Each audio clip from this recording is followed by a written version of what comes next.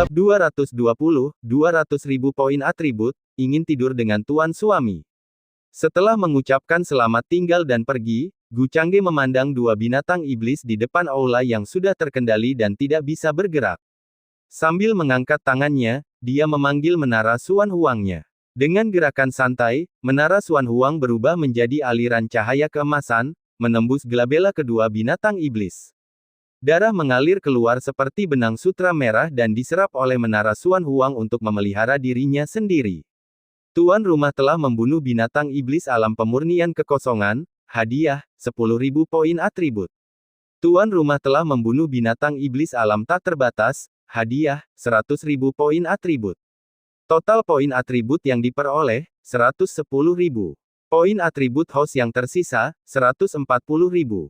Mendengarkan pemberitahuan sistem, Gu Changge juga mengungkapkan senyum puas. Akhirnya, poin atribut diisi ulang. Akan tetapi, 140.000 ini masih jauh dari harapannya. Sambil berpikir demikian, dia berjalan menuju cincin roh. Sepanjang perjalanan, dia bertemu dengan banyak murid dan diaken keluarga Gu yang bertugas di kota Duanbei, semuanya memberi hormat kepadanya. Bahkan diakon keluarga Gu, saat melihatnya, tidak dapat menyembunyikan tatapan kagumnya. Dia juga tersenyum tipis dan mengangguk kecil sebagai tanda terima kasih. Belum lama ini Tuan Muda meninggalkan kota Duanbei. Namun dia telah berhasil menembus kesempurnaan alam kekosongan pemurnian tingkat 6. Laju terobosan seperti itu benar-benar belum pernah terjadi sebelumnya dan belum pernah terdengar. Sepertinya hanya Tuan Muda yang bisa mencapai prestasi seperti itu di dunia ini. Tidak heran dia dihargai oleh Tanah Suci Negara Bagian Tengah, bahkan menawarkan posisi pewaris suci tanpa ragu-ragu. Melihat Tuan Muda berlalu, dua diaken keluarga Gu tak dapat menahan perasaan emosional. Di keluarga Gu, selama seseorang berada dalam garis keturunan langsung, setelah menerobos ke alam kekosongan pemurnian tingkat ke-6, seseorang dapat melamar posisi diaken di dalam keluarga. Namun, jika seseorang masih muda dan sangat berbakat, tidak perlu mengambil peran sebagai diaken. Meskipun gaji bulanan seorang diaken lebih tinggi, ada banyak tugas lain yang akan memengaruhi kecepatan kultivasi seseorang. Lebih baik berkonsentrasi pada kultivasi, menuju alam yang lebih tinggi. Akan tetapi saat ini, alam Tuan Muda telah melampaui alam kebanyakan diaken. Sedangkan untuk menjadi seorang tetua, seseorang harus menerobos ke alam gerbang surgawi tingkat 8.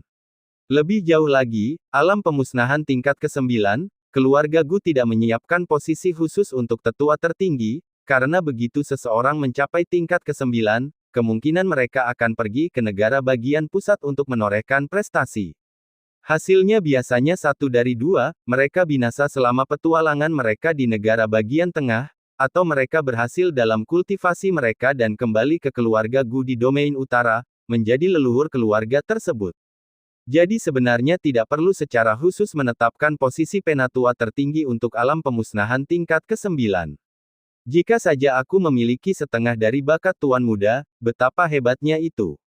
Setengah. Kau benar-benar berani bermimpi. Kalau begitu, mengapa kau tidak terbang saja ke surga? Jika aku memiliki 1/10 saja dari bakat Tuan Muda, mengklaim sebagai jenius kedua di wilayah utara akan menjadi hal yang tidak perlu dipertanyakan lagi. Cih, itu tidak salah. Ah, lupakan saja, jangan bermimpi di siang bolong. Generasi muda keluarga Gu menatap Tuan Muda dengan mata penuh iri dan kagum.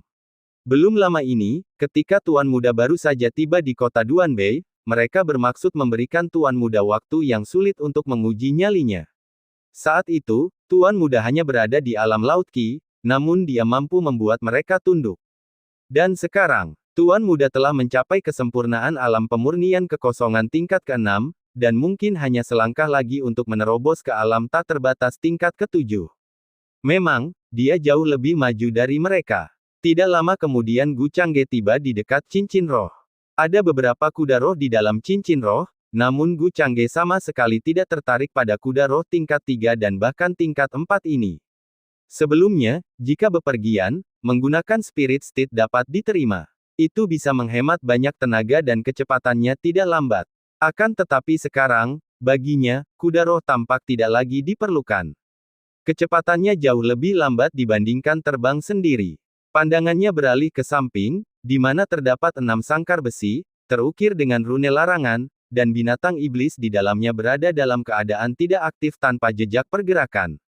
6 binatang iblis ini juga memiliki alam kekosongan pemurnian tingkat ke-6. Menangkap binatang iblis hidup-hidup pasti merupakan usaha yang cukup berat bagi orang tua itu. Lagi pula, membunuh binatang iblis dan menangkapnya hidup-hidup merupakan dua konsep berbeda.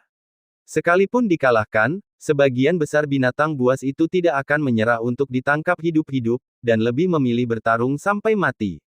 Atau bahkan memilih untuk menghancurkan diri sendiri setelah ditangkap. Gu Changge tidak ragu-ragu, sekali lagi menggunakan menara Suan Huang untuk membunuh semua binatang iblis ini. Dia juga melemparkan mayat dua binatang buas yang tadi ada di sini. Selain mengambil inti-inti bagian dalam, dia tidak berniat mengurusi apapun yang lain, karena dianggap tidak sepadan dengan usahanya, sebaliknya, dia meninggalkannya untuk kerabatnya di sini. Lagi pula, benda-benda ini tidak ada gunanya baginya, dan jika dia benar-benar membutuhkannya, dia tinggal mengambilnya langsung dari gudang harta karun keluarga Gu. Tuan rumah telah membunuh 6 binatang iblis alam kekosongan pemurnian tingkat 6x6, hadiah, 60.000 poin atribut. Poin atribut host yang tersisa, 200.000. Dengan terbunuhnya 6 binatang iblis lainnya, poin atributnya langsung meningkat menjadi 200.000. Jika digunakan untuk menukarkan eliksir tingkat ketiga, itu akan cukup untuk meningkatkan atributnya sebanyak 100 poin. Cukup untuk menaikkan pemahamanku ke ambang 800. Gu Changge menghitung dalam benaknya dan kemudian berbalik untuk pergi. Saat kembali ke aula, Wang Yue sudah beristirahat dengan baik. Melihatnya kembali, dia segera maju sambil tersenyum. Dia bertanya dengan santai, "Tuan Jun, kenapa Anda kembali secepat ini?" Orang tua itu sedang minum dengan kedua orang senior dari Sekte Pedang. "Aku tidak begitu tertarik untuk minum," jawab Gu Changge sambil menggelengkan kepalanya. Saat dia duduk, Wang Yue telah menyeduh teh dan menuangkannya ke dalam cangkir teh, lalu menyerahkannya kepadanya. Sambil mencicipi tehnya, Wang Yue pun dengan serius datang ke belakangnya untuk memijat bahunya. "Tuan Jun, saya selalu merasa bahwa ayah kaisar tidak akan menyerahkan tahta dengan mudah." Tanpa menghentikan tangannya, dia tidak dapat menahan diri untuk mengungkapkan kekhawatirannya beberapa hari terakhir ini.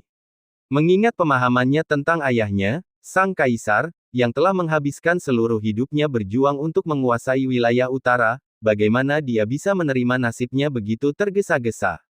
Mau atau tidak, itu tidak masalah. Karena masalah ini sudah selesai, kecuali Yang Mulia bisa menghadirkan kekuatan besar dari alam abadi tanah untuk mendukungnya, kalau tidak, tidak ada kemungkinan untuk berubah. Gu Changge berkata sambil tersenyum, berbicara dengan santai. "Tidak, maksudku, suamiku harus agak berhati-hati. Untuk mencegah ayahku terpojok dan menyakitimu karena putus asa." Wang Yue menggelengkan kepalanya dengan serius. "Tidak masalah." Gu Changge tidak khawatir, meskipun Kaisar Wilayah Utara berada di alam pemusnahan tingkat ke-9, dan dia sendiri hanya di alam kekosongan pemurnian tingkat ke-6 yang sempurna. Saat ini, dia mungkin tidak sepenuhnya percaya diri dalam membunuh seorang praktisi alam pemusnahan tingkat ke-9, tetapi dia benar-benar yakin dia bisa menyelamatkan hidupnya sendiri jika berhadapan dengan satu orang. Selama tidak ada seorang pun di atas kelas 9 di alam sage yang bergerak melawannya, sungguh tidak ada bahaya yang perlu dibicarakan. Dia mungkin tidak dapat mengejar seseorang dari alam pemusnahan kelas 9, tetapi mereka pasti tidak bisa membunuhnya. Sekarang dengan sejumlah kartu truf tersembunyi di tangannya, dia memegang keyakinan dan kepastian ini. Melihat suaminya begitu percaya diri, Wang Yue tidak berkata apa-apa lagi. Dia hanya mengingatkan, hal itu mungkin tidak akan benar-benar terjadi. Kalau hari itu benar-benar tiba, kemungkinan besar kedua leluhur di makam kekaisaran tidak akan hanya berdiam diri saja. Dengan statusnya saat ini yang sangat berbeda sebagai orang suci Sekte Pedang, para leluhur harus mempertimbangkan tindakan mereka dengan hati-hati, menyinggung perasaannya sampai mati akan mendatangkan murka Sekte Pedang, sesuatu yang tidak dapat ditanggung oleh keluarga kerajaan domain utara. Saya berencana untuk meninggalkan kota ini untuk sementara waktu besok. Ini beberapa ramuan untukmu dan Yabai. Aku tidak akan membawa kalian berdua keluar bersamaku kali ini. Selagi Gu Changge bicara, dia diam-diam melafalkan percakapan itu, menebus ramuan ajaib itu. Penukaran, 2 pil pemahaman kelas 3+35, menghabiskan poin atribut, 140.000, ramuan yang diberikan ke ruang sistem. Penukaran, 2 pil tulang akar kelas 3+15, menghabiskan poin atribut, 60.000, ramuan yang diberikan ke ruang sistem. Total poin atribut yang dikonsumsi, 200.000. Poin atribut host yang tersisa, 300. Since he planned to leave the city to hunt demon beasts, he did not hold back his attribute points and decided to exchange everything he could. Sisa poinnya yang hanya 300 poin, dia terlalu malas untuk menukarnya dan akan menggunakannya untuk mendapatkan beberapa ramuan untuk dimakan Yabai setelah dia kembali. Di tengah-tengah percakapan mereka, dia telah mengeluarkan sebuah kotak kayu berisi ramuan-ramuan dan menaruhnya di atas meja. Wang Yue mengangguk pelan, tanda setuju. Akan tetapi, dia tidak dapat menahan perasaan sedikit tidak berdaya di dalam hatinya, karena dia tidak mampu lagi mengimbangi langkah suaminya yang terhormat. Menemani suaminya keluar kota hanya akan menjadi sebuah beban. Bagi orang sepertinya, yang memiliki temperamen kuat, hal ini cukup sulit ditanggung. Namun, dia tidak punya solusi. Bakatnya sekarang memang tidak buruk, karena sudah dibentuk menjadi tubuh Dao yang diperoleh oleh suami tuannya. Bahkan di negara bagian tengah, dia pasti dicari oleh tanah suci. Meskipun dia mungkin tidak mengalami pemandangan yang sama seperti suaminya, dia pasti akan menerima perlakuan layaknya seorang pewaris suci di tanah suci. Meskipun demikian, dia tidak dapat mengimbangi kerajaan suaminya. Perasaan kala ini membuatnya merasa tidak berdaya dan tertekan.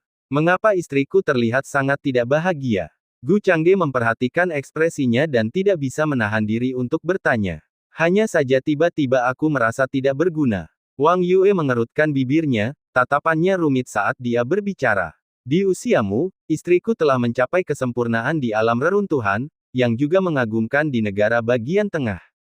Lagi pula, sekarang istriku sudah memiliki tubuh Dao yang diperoleh, kecepatan kultivasimu akan semakin cepat. Aku yakin tidak akan butuh waktu lama sebelum kau menerobos ke alam kekosongan pemurnian kelas 6. Kalian tidak akan kalah dengan mereka yang disebut berbakat di Central State, bahkan mungkin lebih menonjol. Tidak perlu meremehkan dirimu sendiri. Gu Changge meyakinkannya dengan sungguh-sungguh. Dibandingkan dengan orang lain, aku tidak merasakan apa-apa. Hanya saja, berada di sisi suamiku, tekanannya terlalu besar. Wang Yue tersenyum pahit. Sebelum bertemu dengan suaminya, bahkan saat dia belum mengembangkan tubuh roh yang diperoleh, dia masih penuh percaya diri sebagai putri kecil yang agung dan perkasa dari wilayah utara. Tetapi baru setelah merasakan kekuatan suaminya, dia menyadari kelemahannya sendiri. Itu memang benar, Gu Changge mengangguk setelah mendengar ini. Suamiku benar-benar tidak punya rasa malu sama sekali, Wang Yue cemberut, tetapi perasaan rumit itu pun sirna karena godaan santai dari suaminya. Tidak perlu menguras tenaga dalam, cukup fokus pada kultivasi yang tekun. Saya berharap saat saya kembali dari negara bagian tengah, saya bisa melihat istri saya naik tahta di wilayah utara dan menjadi permaisuri yang memerintah dunia, kata Gu Changge sambil tersenyum tipis, sambil dengan lembut menempelkan tangannya di bahunya. Tentu, meskipun dia merasa agak rendah diri di hadapan suaminya, untuk hal-hal lain, dia tetap penuh percaya diri. Sementara mereka berbincang-bincang, Yuan Yabai juga keluar dari kamar dan langsung berbaring di pangkuan suaminya, tetapi sekarang dia terlihat jauh lebih tinggi, tidak lagi terlihat seperti jimat yang tergantung padanya. Berbaring di pangkuannya tidak lagi nyaman. Maka ia hanya membetulkan postur tubuhnya dan langsung duduk di pangkuan suaminya, bersandar dalam pelukannya, sambil dengan rakus mencium aroma memabukkan yang unik itu. Bukankah suamiku akan membawa Yabai bersamanya kali ini? Setelah mengambil napas dalam-dalam beberapa kali, Yuan Yabai lalu mengedipkan matanya dengan agak sedih. Pergi keluar kota bersama suaminya, dia juga bisa menemukan banyak material surgawi dan harta duniawi. Kali ini saya mungkin akan membahasnya lebih dalam. Sangat cocok bagi kalian berdua untuk tinggal di Aula Gu dan menyempurnakan alkimia sampai aku kembali. Gu Changge membelai rambutnya dan sambil berbicara, menyerahkan 2 kotak kayu padanya. Benar saja, saat melihat kotak kayu berisi ramuan ajaib, Yuan Yabai yang awalnya agak kecewa, tiba-tiba berseri-seri, menyeka air liur di sudut mulutnya. Ramuan yang diberikan suaminya adalah harta terlezat yang pernah dimakannya. Baiklah, Yuan Yabai menggenggam erat kotak kayu itu, lalu tiba-tiba berbicara lagi, tapi, bolehkah Yabai mengajukan satu permintaan? Oh, coba kita dengarkan. Gu Changge menatapnya dengan heran, bertanya-tanya apa yang sedang direncanakan Han Han kecil. Memiliki ramuan untuk dimakan dan masih membuat permintaan, apalagi yang diinginkannya. Malam ini, bolehkah suami mengajak Yabai tidur bersama? Yuan Yabai membenamkan kepalanya di dada lelaki itu, tidak berani menatap ekspresinya. Suaranya malu-malu, hampir tak terdengar. Setelah berbicara, wajah mungilnya terasa panas sekali, menakutkan, bahkan daun telinganya seperti hendak meneteskan darah.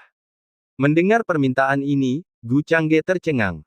Dia menoleh dengan tatapan bingung melihat Wang Yue di belakangnya. Tetapi Wang Yue juga bingung, tidak menyangka Han Han kecil akan mengajukan permintaan seperti itu. Ketika dia berbagi kamar dengan suaminya, mereka selalu mengaktifkan isolation array, jadi si kecil ini seharusnya tidak tahu apapun. Betapa tiba-tiba, apakah dia membuat permintaan seperti itu? Bukan aku, menghadapi tatapan penuh tanya dari suaminya, Wang Yue menggelengkan kepalanya berulang kali. Mengapa tiba-tiba meminta seperti ini? Gu Changge hanya bisa bertanya dengan bingung, menatap si kecil dalam pelukannya. Dia sedikit tidak yakin apakah itu seperti dugaannya. Dengan tingkat kecerdasan roh Han Han kecil, seharusnya belum mencapai tahap ini. Dia memperkirakan bahwa dia perlu mencapai setidaknya alam tak terbatas tingkat ke-7 untuk memiliki kecerdasan dan pemikiran yang sama dengan gadis berusia 20 tahun. Lagi pula, tak seorang pun mengajarkan hal-hal ini padanya. Karena wangi suami harum sekali. Jika suami tidak mau, ya sudahlah. Yuan Yabai menganggap permintaannya terlalu berlebihan dan berbicara dengan sedikit ketakutan. Petik 2. Gu Changge tidak dapat menahan diri untuk tidak menggerakkan sudut mulutnya. Dia telah memikirkan berbagai skenario, tetapi tidak pernah menduga akan terjadi karena alasan ini. Itu memang pertama kalinya seseorang mengatakan aromanya harum. Mungkin karena kekhasan klan naga, dia lebih peka terhadap bau-bauan, lagi pula, dia bahkan bisa mencium bau material surgawi dan harta duniawi dari jarak yang sangat jauh. Dan karena kultivasi tubuh suci miliknya berada pada tingkat keberhasilan kecil, wajar saja jika aromanya agak unik. Baiklah, kalau begitu kita akan tidur bersama malam ini. Gu Changge tersenyum kecut, memutuskan bahwa dia terlalu banyak berpikir. Dia lalu menyetujuinya saat itu juga. Mendengar persetujuan suaminya, Yuan Yabai merasakan matanya bersih. Bab 221, perburuan dimulai, siapa binatang iblis itu? Malam telah tiba. Gu Changge berbaring di tempat tidurnya yang cukup luas. Namun, dia bahkan tidak punya cukup ruang untuk membalikkan badan. Wang Yue mencengkeram lengan kirinya, sementara Yuan Yabai hampir seluruhnya menutupi sisi kanannya.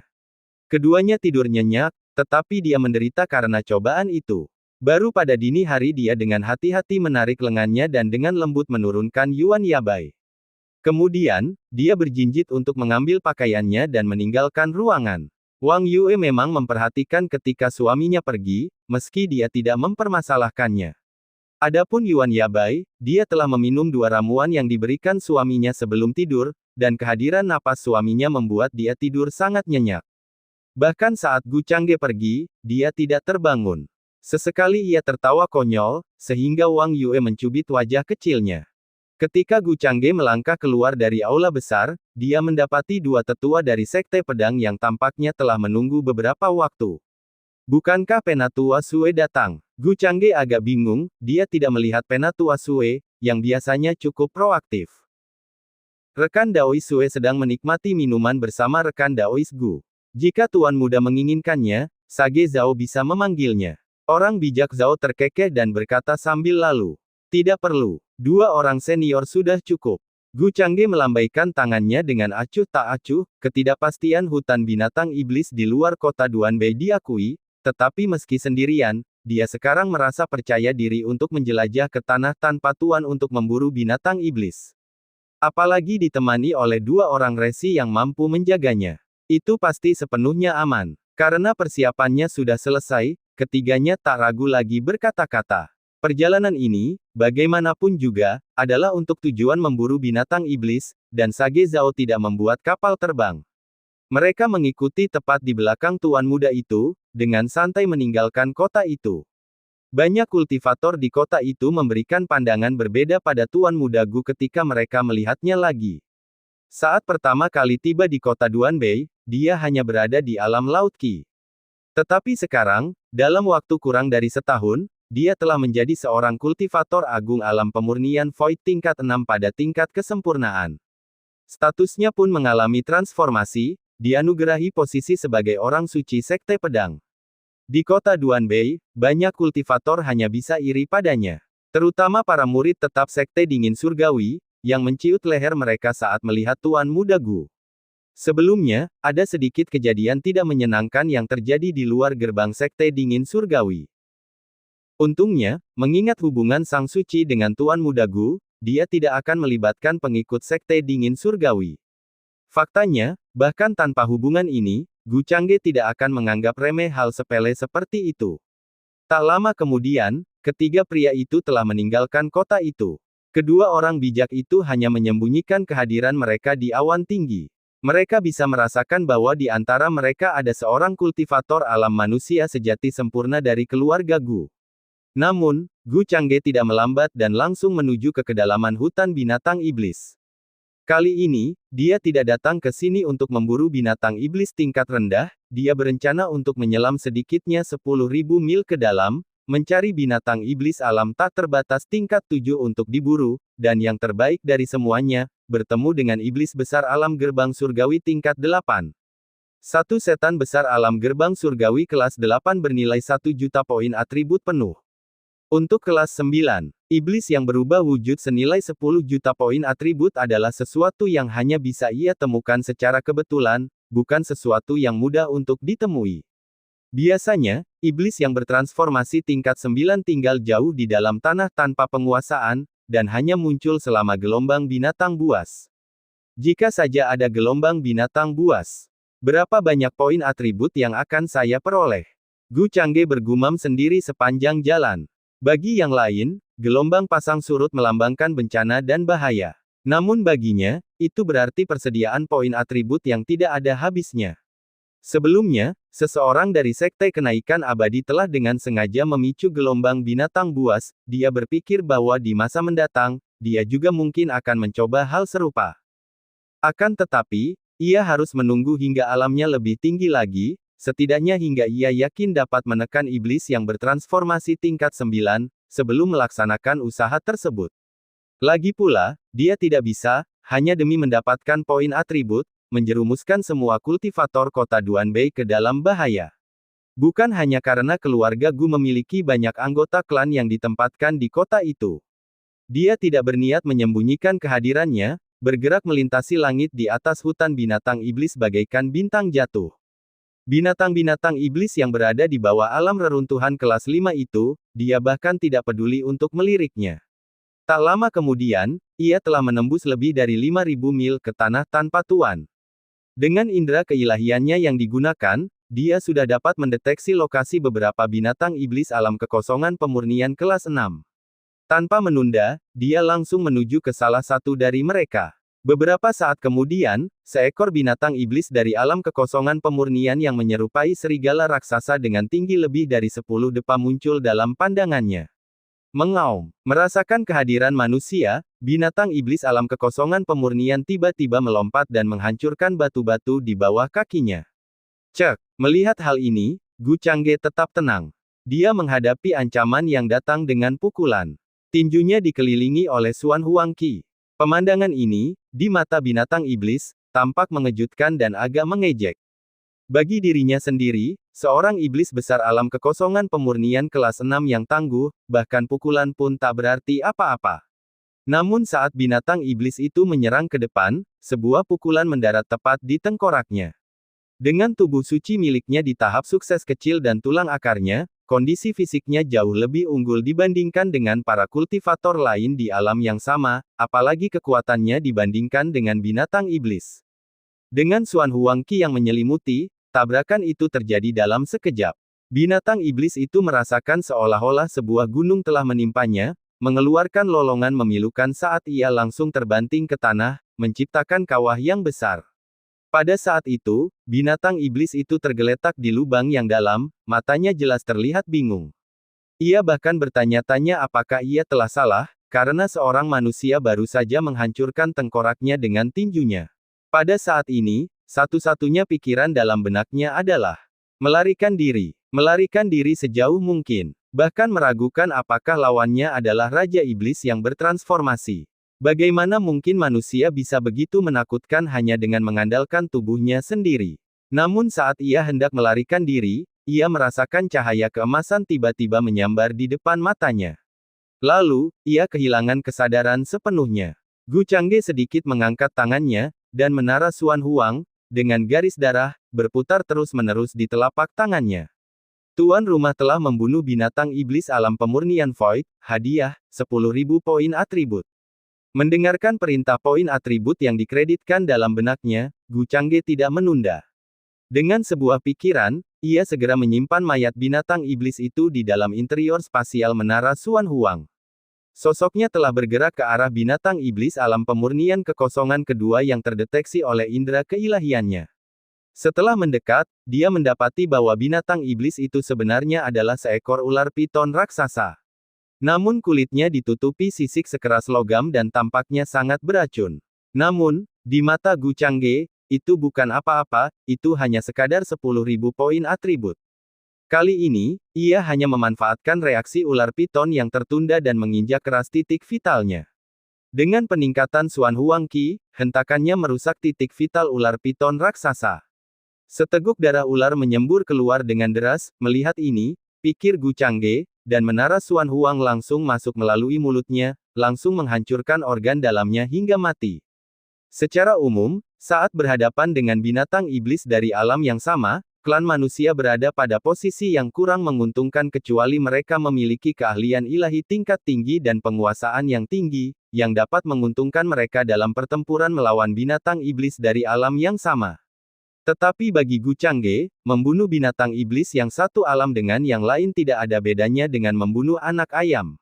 Dalam sekejap, ular piton raksasa alam pemurnian kekosongan bahkan tidak sempat melawan, dan bahkan tidak melihat dengan mata kepalanya sendiri siapa yang menyerangnya sebelum ia menemui ajalnya. Tuan rumah telah membunuh binatang iblis alam pemurnian Void, hadiah, 10.000 poin atribut. Seketika, binatang iblis itu berubah menjadi poin atribut yang dikreditkan, pikir Gu Changge, dan menyimpan tubuhnya di dalam menara Xuan Huang, langsung menuju target berikutnya. Di atas 10.000 meter di langit, di dalam awan. 3 orang bijak dari alam bijak yang menyaksikan kejadian ini pun ikut terdiam. Di alam yang sama, seorang manusia yang berhadapan dengan binatang iblis tidak memerlukan keterampilan ilahi apapun dan dapat sepenuhnya mengalahkannya dengan kekuatan kasar. Lelaki tua ini tidak pernah menyangka akan melihat hal seperti itu dalam hidupnya. Sepertinya tuan muda lebih mirip binatang buas kuno. Kelopak mata Jian Chen berkedut, tidak mampu menahan gumaman. Menurutku, sekarang, bahkan menghadapi alam tak terbatas tingkat ke-7, tuan muda mungkin tidak membutuhkan banyak usaha. Lagi pula, dia bahkan belum menggunakan keterampilan ilahinya. Apalagi metodenya yang menantang surga dalam mengendalikan kesengsaraan surgawi. Orang bijak Zhao juga merasa takjub. Bahkan sekarang, putra suci terdepan dari sekte pedang di puncak putra suci pertama, ketika berada di alam pemurnian kekosongan tingkat ke-6, bahkan tidak memiliki setengah dari kapasitas tandingan Gu Changge yang dimilikinya. Memiliki bakat tubuh Dao dan menekan binatang iblis dalam alam yang sama memang bukanlah hal yang menantang.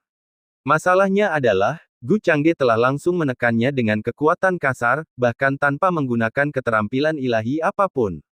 Meskipun telah menggunakan harta karun tertinggi tingkat surgawi, mereka bertiga tahu bahwa, dengan atau tanpa harta karun itu, dia dapat dengan mudah melancarkan beberapa pukulan lagi, cukup untuk menghancurkan tulang dan urat binatang iblis itu.